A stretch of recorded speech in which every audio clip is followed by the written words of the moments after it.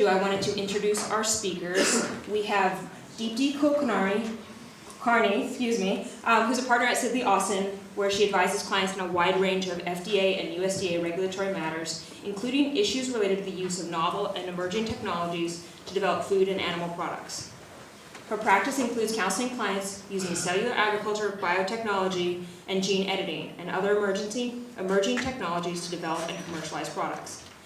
As a leading regulatory expert, Deepti also maintains an active practice advising major biopharmaceutical, medical technology, dietary supplement, and cosmetic companies on complex FDA issues. Before joining Sidley, Deepti served as Associate Chief Counsel at FDA from 2009 to 2015, where she received several awards, including the FDA Award of Merit, FDA's highest award. And we also have our very own Nicole Negowetti, who's a clinical instructor at the Harvard Animal Law and Policy Clinic. Before being at ALPC, she was at the Food Law and Policy Clinic here at Harvard, and she was, before that, the policy director at the Good Food Institute, which is a nonprofit focused on creating a healthy, sustainable, humane food system. Nicole also served as Associate Professor of Law at Valparaiso University School of Law from 2011 to 2016, where her research and teaching has focused on food law and policy, agricultural law, and sustainability. Nicole graduated magna cum laude from the University of New Hampshire Law School and clerked for the New Hampshire Supreme Court. So, without further ado, please join me in welcoming Deepti and Nicole. Hi everyone, can everyone hear me? Okay. Well, it's a pleasure to be with you all today. I love talking about this topic, and I was really excited when Nicole reached out to have this panel. I'll say that when I first started practicing FDA law, which was over a decade ago, and then when I went to law school, which was over 15 years ago, there were very few food law programs out there and very few kind of panels at law school talking about these kinds of things. And so it's really exciting in what has been, in my view, a short period of time to see these interesting issues being discussed at schools and universities and people thinking about how this new technology should fit into our society. So I'm excited to talk about it. So what are we going to cover today? I thought we'd begin by talking about our evolving food system, what that means, and where cell-based meat fits in. What is cell-based meat? Many of you probably already know. Why does the regulatory framework even matter, and why is it getting so much press? You can barely open a newspaper article these days without an article with an interesting headline about what should be done with cell-based meat and what shouldn't be done with cell-based meat. We'll talk about the regulatory agencies that are relevant and why, and then we'll do a quick spin through the regulatory landscape and how it's evolved in 2 years, which is lightning speed for the federal government. And then we'll talk about what will be regulated and how and next steps. And I'll go through a lot of this quickly so we have enough time for questions. So our evolving food system, we are in an incredible time right now with respect to our food system. We have innovators that are using new and emerging technologies to develop foods more efficiently, which can sometimes have positive benefits, but also negative outcomes, particularly in the context of animal agriculture and certain other types of issues that are coming to the forefront related to sustainability and ethics. We're also seeing innovators use technologies that have primarily been used in the therapeutic space, but now in food and animal agriculture. And we're thinking about, is this ethical? Does this create a solution, or does this create a problem? And then against that backdrop, we have consumers who now care more and more about what they're eating, have more access to information. Sometimes that information is helpful, sometimes not so much. And then we have our global population that is growing exponentially and expected to reach 9 billion people in the next 30 years, which means we'll have to feed more people than we ever had before. And against all of that, we have regulators who are trying to figure out whether these technologies can address these challenging issues, and how the regulatory system, which, if we're talking about FDA and USDA, was put in place in the early 1900s, can be adequate to address these new technologies and what foods will come out of them. And so specifically today, we'll be talking about cell-based meat, which people call a variety of things. I'm going to call it cell-based meat. Others can call it lab-grown meat, cultivated meat. At one point in time, clean meat was the term, I'll use cell-based. So what is cell-based meat? Here's what FDA calls it. Animal cell culture food technology refers to the controlled growth of animal cells from livestock, poultry, fish, or other animals. Their subsequent differentiation into various cell types and their collection and processing into foods. A few buzzwords that are important. The reason livestock is in there is to give a direct kind of shout out to USDA's authority. Same thing with poultry. Fish is in there too, and that means usually it falls within FDA's purview with the exception of catfish. Other animals is in there too because this technology is not being limited just to the use of something that falls within the category of livestock, poultry, and fish. Now this schematic is also developed by FDA and I'm told is big picture, though some of the producers in this space will say that it doesn't completely represent how they're making a product today. So at the highest level, explained by a regulatory lawyer who is not a scientist, tissues are, so take it with a huge grain of salt, tissues are collected from a source. Questions will be asked about what that source was it healthy, was it safely procured? Cells are then liberated or extracted from those tissues and grown into a master cell bank. The questions will be asked about aseptic processing, how are you screening for things like adventitious agents, how did you make sure that no pathogens were introduced.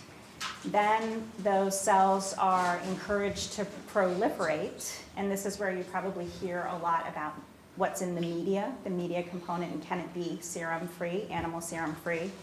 And then also things like growth factors or signaling molecules, other signaling molecules will be added to convince those cells to proliferate in a certain way. After that, we go to differentiation. You want cells to grow into muscle tissue, you want cells to be connective tissue, and of course you want some cells to be fat because that's what makes food yummy, I'm told. I don't eat meat. They picked a good lawyer for this. Then they grow, they differentiate the tissue and combine it together. So questions will be asked about what's the composition? How did you get it to adhere to a 3D structure like a scaffold to grow into something that texturally is comparable to conventional meat? After you differentiate, you then harvest the cells, so you remove it from the structure that it's been growing in that last step, and then you develop it into a food product that we all know and some love, like hamburgers, hot dogs, etc. And I have eaten the product, and it did taste like chicken. So, so here is a little schematic about the company landscape. This is from medium.com. I did not make this. I'll just quickly say that less than 5 years ago, there were very few companies on the right-hand side, on the cell-based meat side. Less than 5 years ago, this was at proof of concept. When I was still at FDA, the agency was aware that this was on the horizon, but there were very few companies out there saying that they were going to be able to commercialize product. And so this landscape has dramatically changed and will continue to change, especially as large conglomerates buy some of these companies or otherwise invest in them. So why does the regulatory framework even matter? I think it matters because ultimately the question about this technology that folks are asking, the people that buy food for their families, is it safe? Can I buy it for my family? Does it bear labeling that's appropriate, right? Should it have some kind of disclosure on it telling me something so that I can make a decision about whether or not I buy this? At the political level, the regulatory framework matters because what is required of a company to demonstrate safety, to demonstrate labeling, determines ultimately what players can be in this market. So if you have a pre-market process that is very burdensome and some would say not focused on risk, you make that pathway harder to accomplish for companies like startups. The naming debate. You see this anytime you have a new food enter the landscape. The previous players that have been on the landscape say, wait a second, this new food can't use this name. This is the name of my company and my product. I've been in this space for this long. That happened when margarine first came on shelves. It happened when we know that's happening with plant-based milk.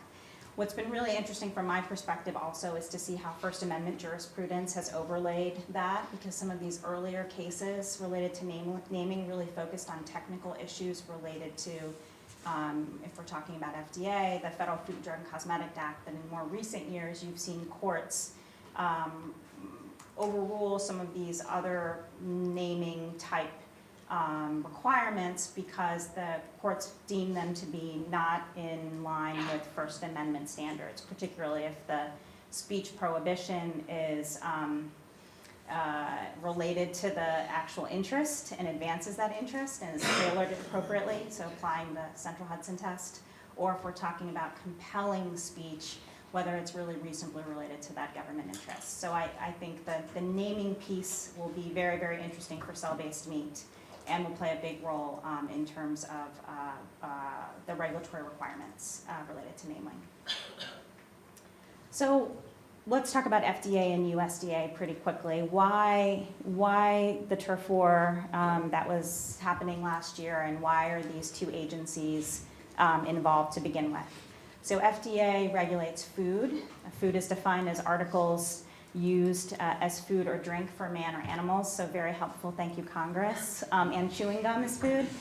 But in FDA's authority also is, and USDA statutes, are these provisions that say that FDA has oversight over something called a food additive. And a food additive is any component that is added to food or can reasonably become a component of food. And FDA has that oversight even for components added to meat and poultry. And so if you made a new ingredient and you added it to your hamburger, that new ingredient would go to FDA, most likely first, before going to USDA, which has been a fun fact to remember over the last couple of years when some in the debate have been saying that FDA has no role to play in this space. FDA also has regulated things that are developed using large-scale culture.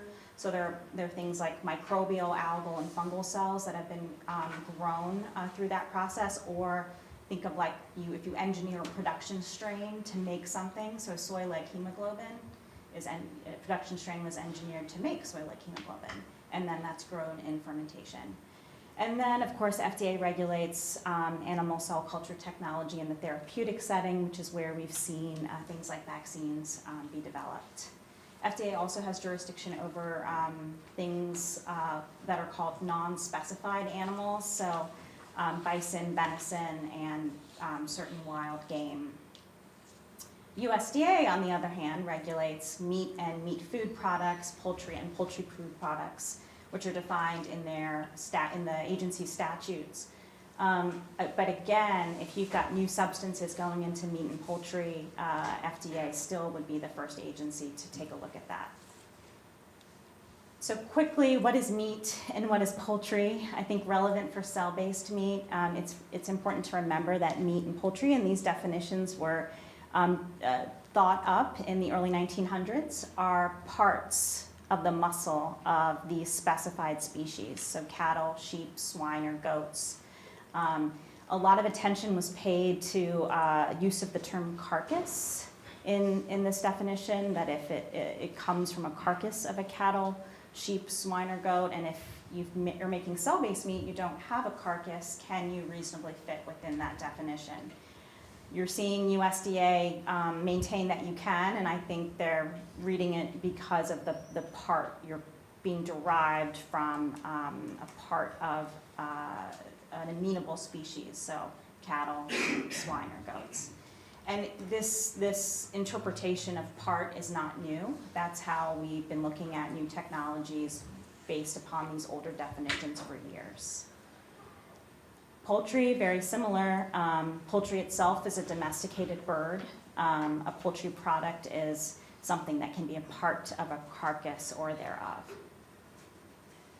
Okay, so putting it all together before we go through what's happened in the last 2 years. So before that, if you had a new ingredient in meat and poultry, it would be evaluated by FDA first, and then USDA would consider whether it could be used for its intended purpose effectively in a food product. This comes from FDA's authority over food additives. The way that FDA has done that, if you're talking about something that's of biological origin, is to take the old food and compare it against the new food. And so are they substantially different? Is this new food creating some kind of safety concern or some kind of difference that compels a disclosure? Then finished product labeling is regulated by USDA, and there are a number of precedents where this has happened. In fact, more than 25% of the new ingredients that FDA has evaluated through what's called their generally recognized as safe process has been a substance that is introduced into meat or poultry and ultimately regulated by USDA. So now you know all about how food is supposed to be regulated, and so let's talk about what happened in the last 2 years.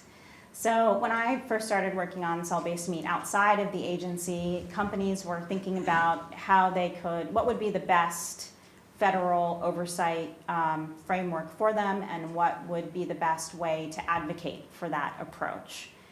Well, before I think anybody on the cell-based meat side took any significant action to move the needle in that direction, the U.S. Cattlemen's Association filed a petition with USDA asking their FSIS, which is the Food Safety Inspection Service, the service of USDA that regulates meat and poultry, to establish labeling requirements that would not permit any products that were not derived from cattle that have been born, raised, and harvested in the traditional manner to use the term meat in their product, or beef.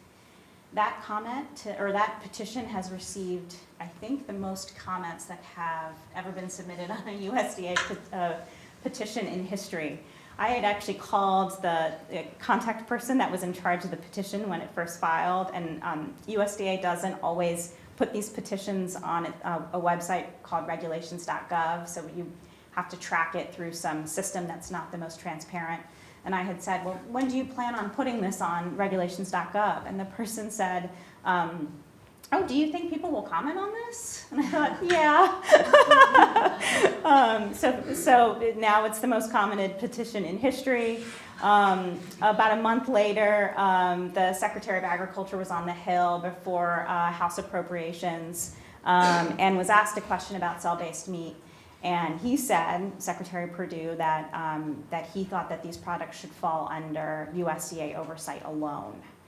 Then, about a month later, we saw a bill out of that same committee directing USDA to exclusively regulate cell-based meat. Shortly afterwards, FDA raised its hand and said, well, wait a second, don't forget about food. Food is food, and that's us. And so they issued a statement saying that they were going to have a public meeting to talk about cell-based meat. USDA responded saying, wait a second, FDA, food is food, but we regulate meat and poultry, and so that's us. FDA had its meeting in July. It called these products not necessarily meat, but products intended to resemble conventional meat, poultry, and seafood. Emphasized that they had this unique expertise that maybe their friends over at USDA might not have had, and they focused on safety but left the door open to labeling.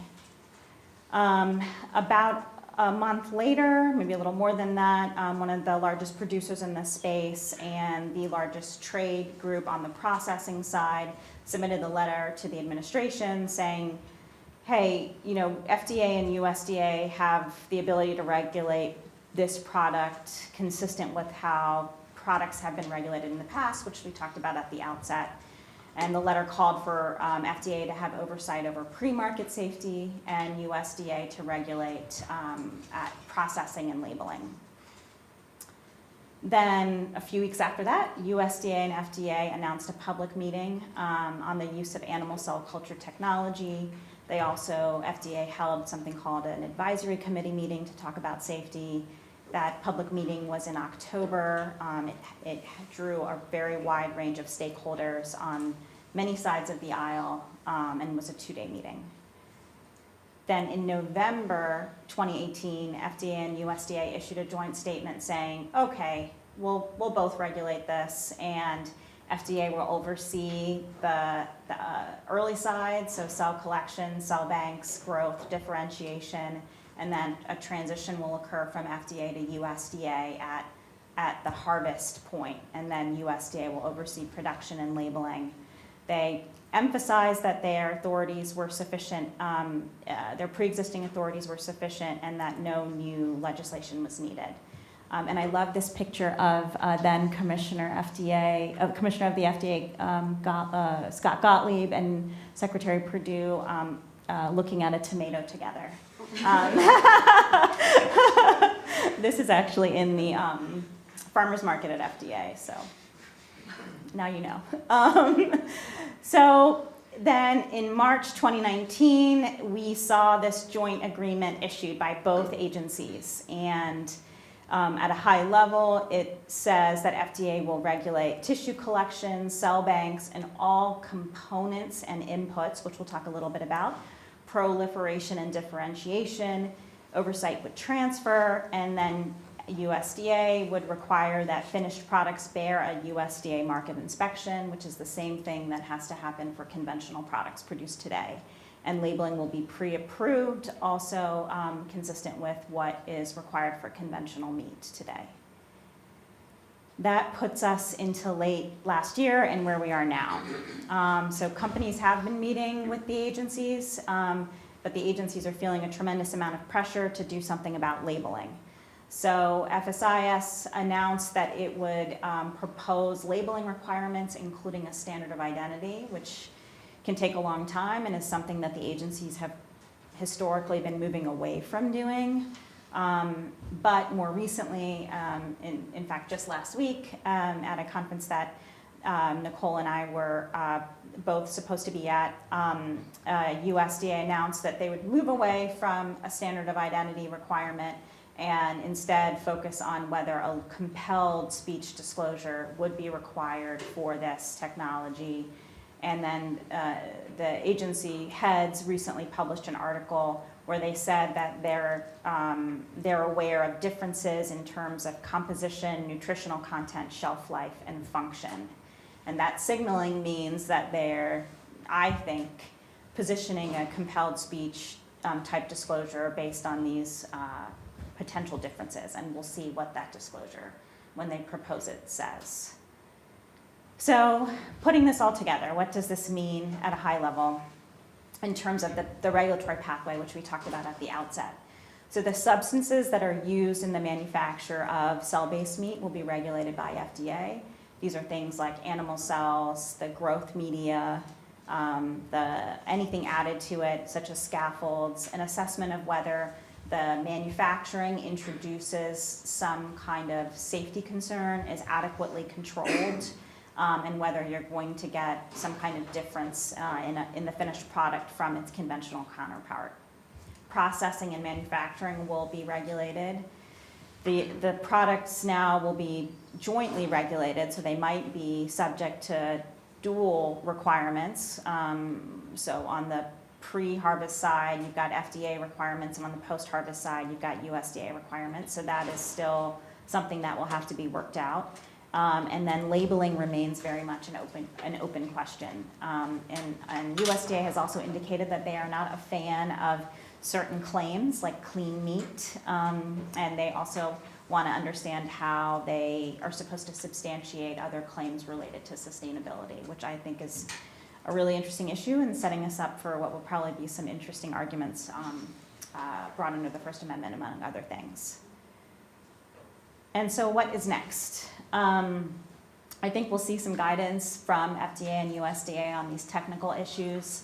On the safety side, I think we'll see some guidance about what producers are supposed to provide to the agencies, and we're going to see a proposed rule on labeling. We'll see if they respond to the citizen petition.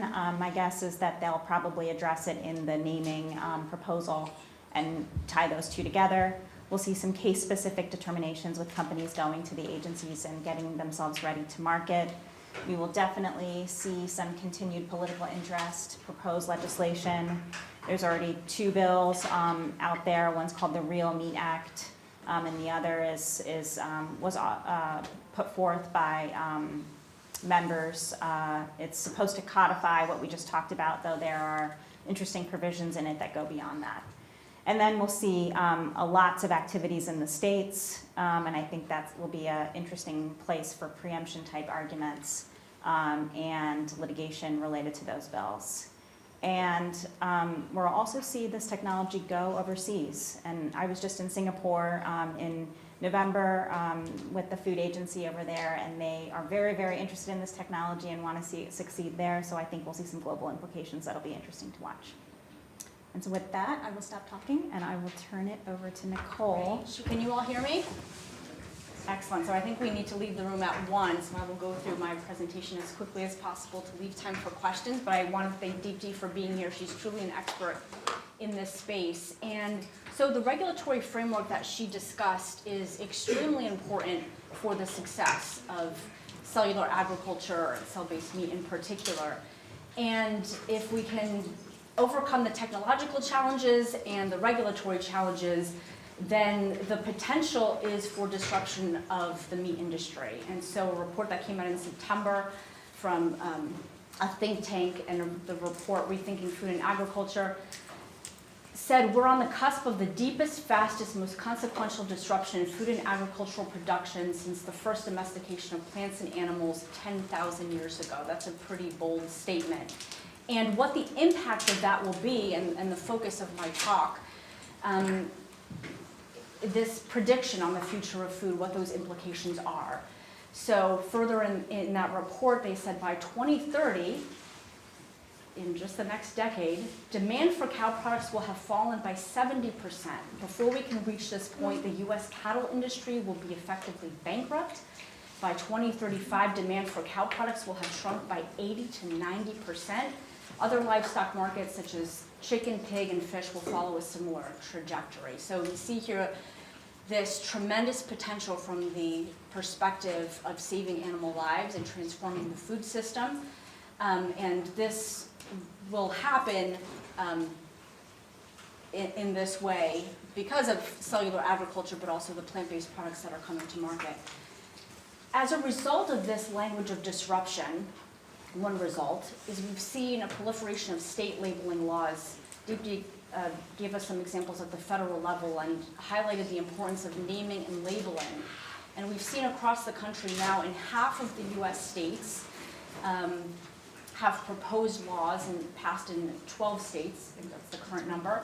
In Missouri, for example, in Arkansas and in Mississippi, passing laws that criminalize the use of the term meat if the product is not derived from harvested production livestock. So obviously these laws are targeting the cell-based meat industry as well as plant-based products. And all of these laws have been challenged on First Amendment grounds, and we can talk about that later in the questions. But I just want to highlight this as some pushback to the potentially disruptive effects of cell-based meat coming to market. And so I have been increasingly interested, as I've worked on these issues over the past several years, finding a middle ground between techno-pessimism, and we see a lot of even groups that you would think would be aligned with the mission and purpose of cell-based meat, which is potentially a solution to climate change, environmental degradation, animal suffering, public health, have been in opposition to these novel technologies for a variety of reasons, including concentrated power and control, just a concern about these novel technologies that have not been proven. And then on the other hand, the techno-optimist approach, which may view cell-based meat and other technologies in this fourth industrial revolution that we're in as a silver bullet approach to fix all of the problems in our food system. And so my research has been engaging in the critical inquiry of whether cellular agriculture can actually help to be a tool in revitalizing agri-food systems, improve social equity, and reduce environmental impacts. And if we can arrive at a positive answer to that, how can this be done? What are the mechanisms to achieve these goals? And so I've been engaging over the past year with researchers at Penn State and their Food Innovation Ethics Leadership Development and Sustainability Program, and we have a 4-year grant from the USDA to study alternative economic platforms for future food systems. And the reason that we're engaging in these inquiries and this project is because we recognize this potential to disrupt traditional agricultural industries. And we also acknowledge the need for solutions that address agricultural livelihoods, equity, social and economic justice. And at the same time, as we have just heard about the regulatory framework that's being developed, that there is a sense of urgency to provide the public, policymakers, businesses with guidance on how to achieve these goals and to start thinking about different economic models through which the technologies can be developed. So the rationale for the project is, of course, in light of our contemporary environmental crises, the concern regarding concentration of wealth, power, and ownership in global agri-food supply chain. We saw this come through very clearly in the opposition to GMOs. Social cultural tensions amid economic insecurity, and then the history of public reception and skepticism of GM foods. And so therefore, our goal with this project is that a transition to agriculture, to cellular agriculture and the economy of the future has to be sustainable, just, and inclusive. And so how do we get to that point?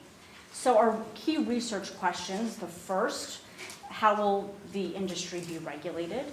Will the industry exacerbate the challenges of rural depopulation, deindustrialization, automation, and the concentration of wealth?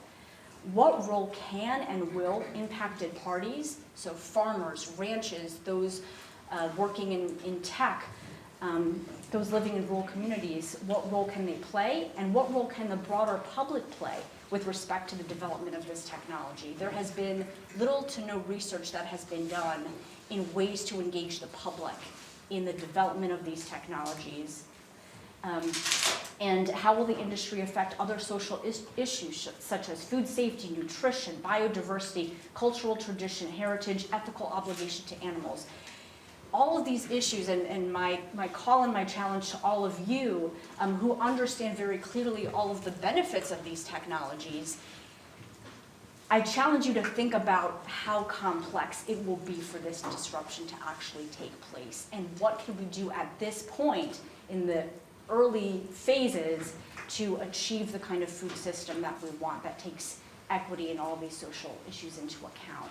And so we envision this project in 3 phases. The first is to assess the impacts, to anticipate the different domains that will be impacted, and that will impact cellular agriculture, including the rural communities, technological development, ethics, public health, agriculture, environment, and the economy.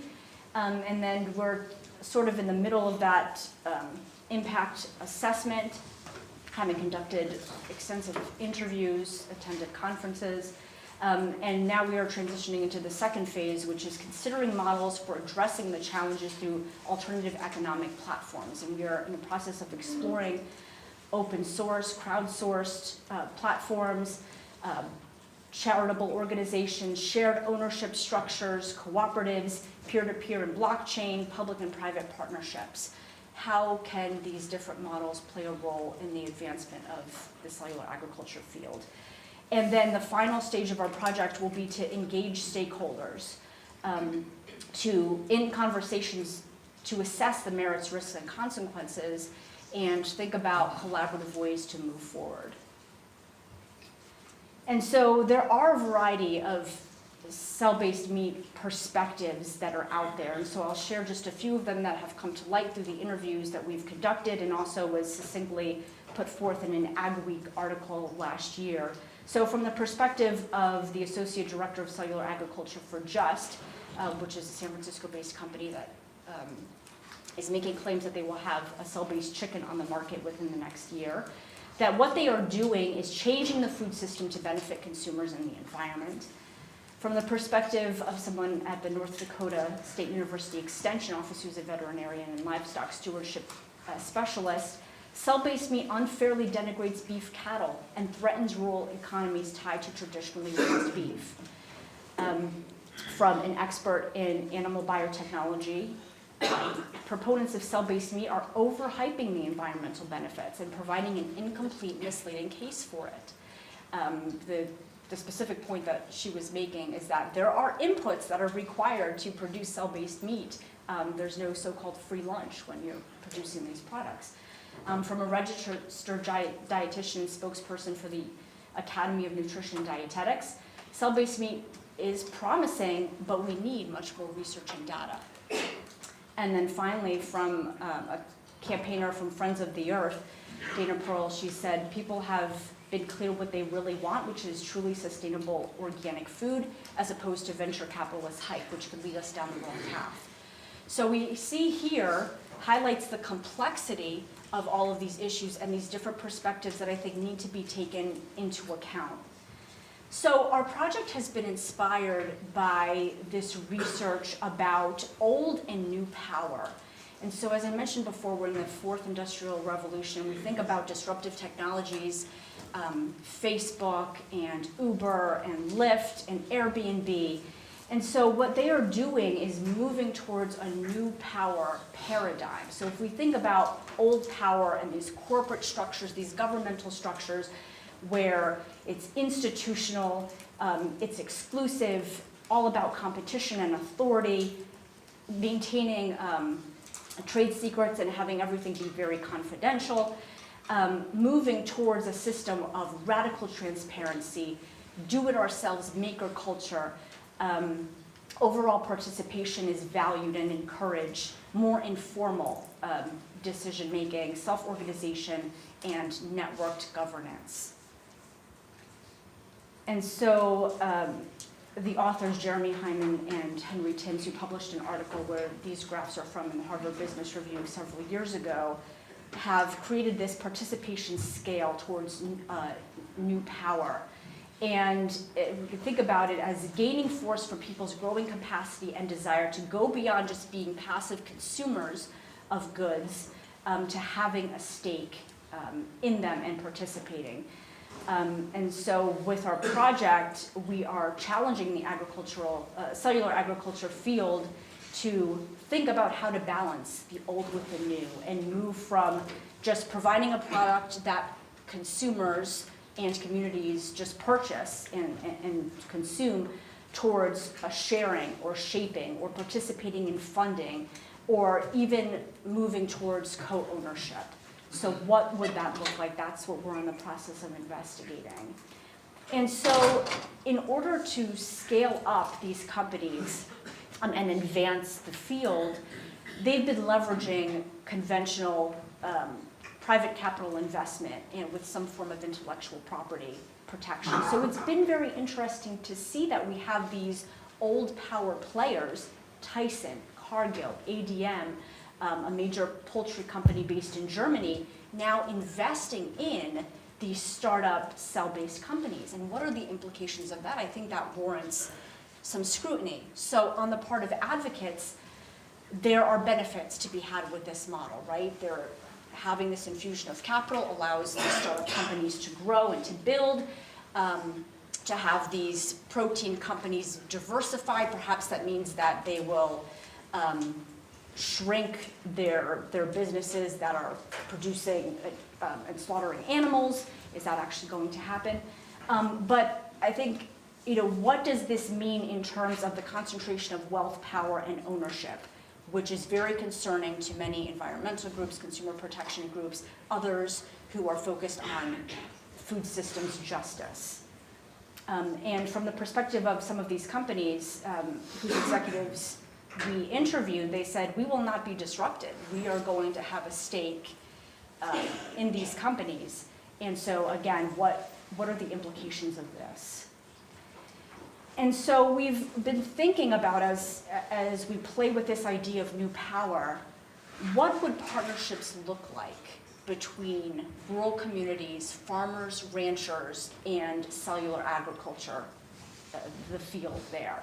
And so I think Ilta Dunsford provides a really interesting example. So this is a traditional pig farmer from the UK, from Wales, who received a fellowship to tour the world and gain new insights about agriculture, agricultural production.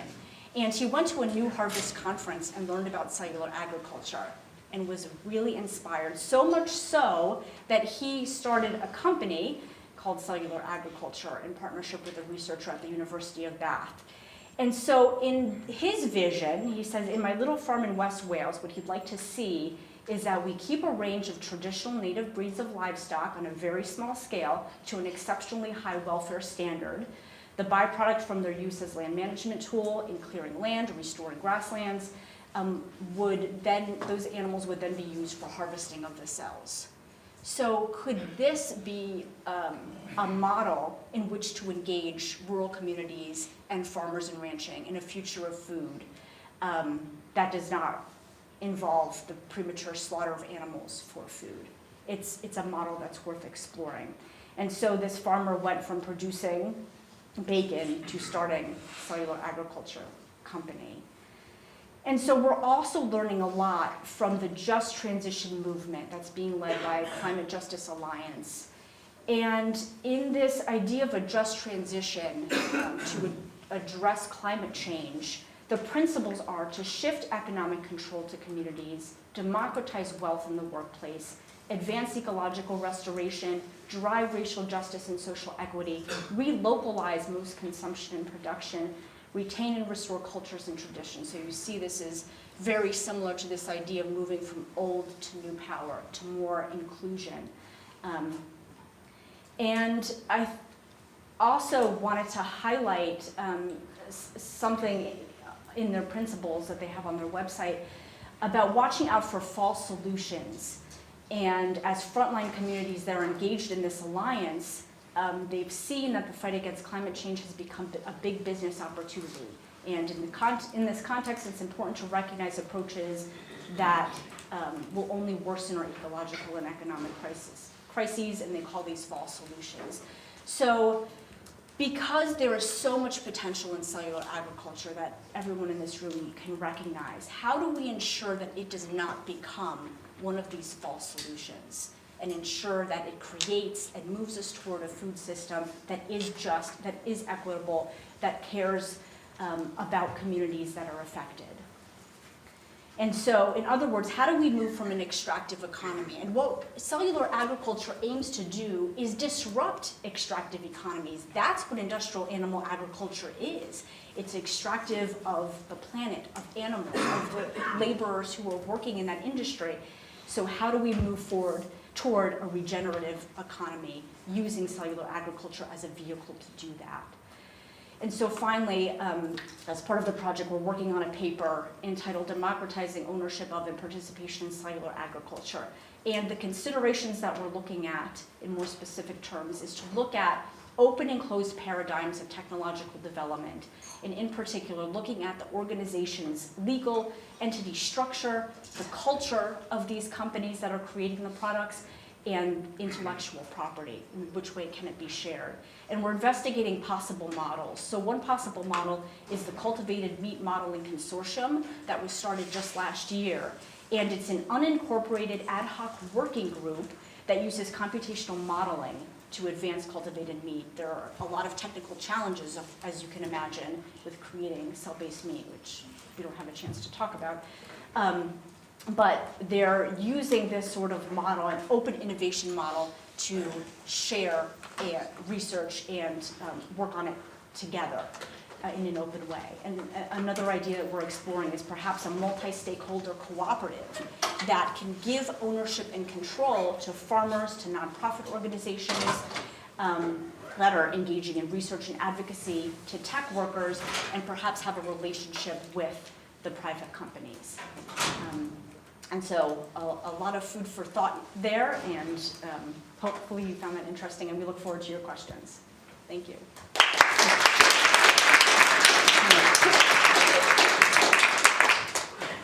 We have about 5 minutes, so we'll take a couple of questions. I'll run around with the mic. Yeah, of course. we're just finalizing it. Thank you very much. It's great to see the interest in this topic accelerating recently.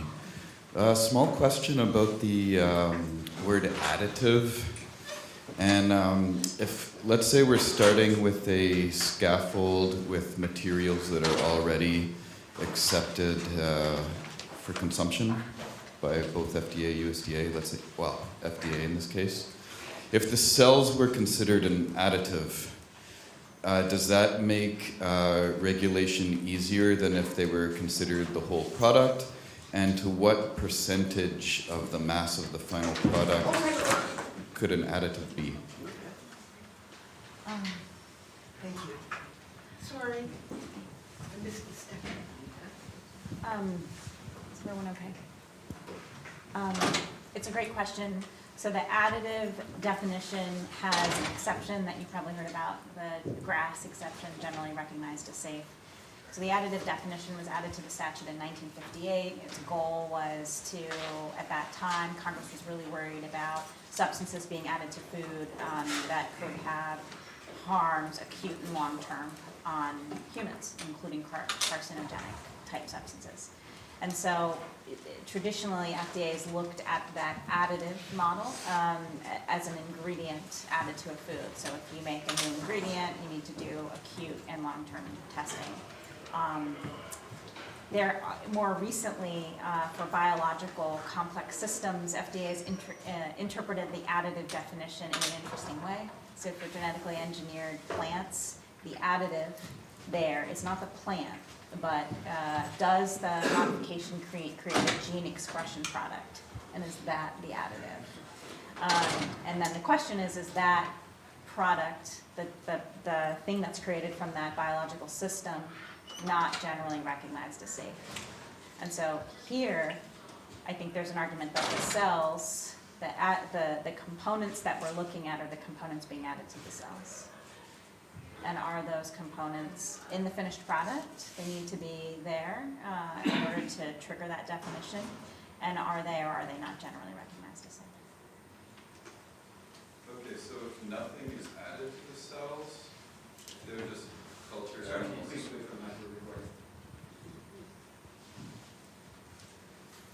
If the cells are cultured, but nothing is added to them in theory, but they are then added to a support scaffold that's safe to eat, then is there no additive there?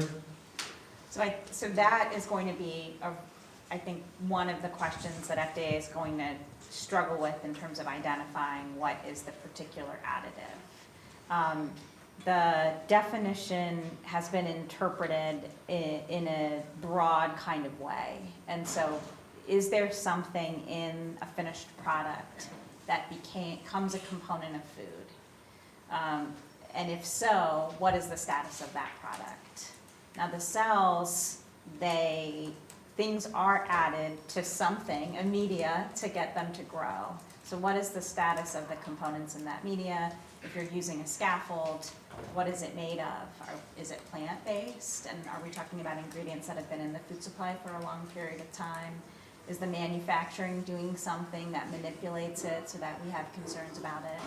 I think those will be the questions for sure. And I don't know that we'll get a lot of clear guidance on what it means to be an additive within this space, but I think the focus will be, does the process create something that's being added to food, and have we evaluated whether it's safe to eat?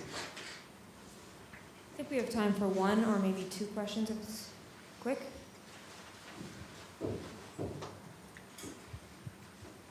ESG investing is now very hot, and investment banks are racing to put together all kinds of funds. Has anybody put together a fund that was labeled humane or meat alternative or animal welfare? And if not, why not? Yeah. I mean, there are funds that have a mission that's comparable to that, that are looking specific, that are very mission-based, looking to focus on technologies that move us away from animal agriculture. Yeah, there are many investment funds that are doing that. But I don't know if their names, I don't know if they have humane in them just yet. So maybe you'll make the next one. That is all we have time for. Thank you all again for your patience with logistical challenges, and please thank our speakers.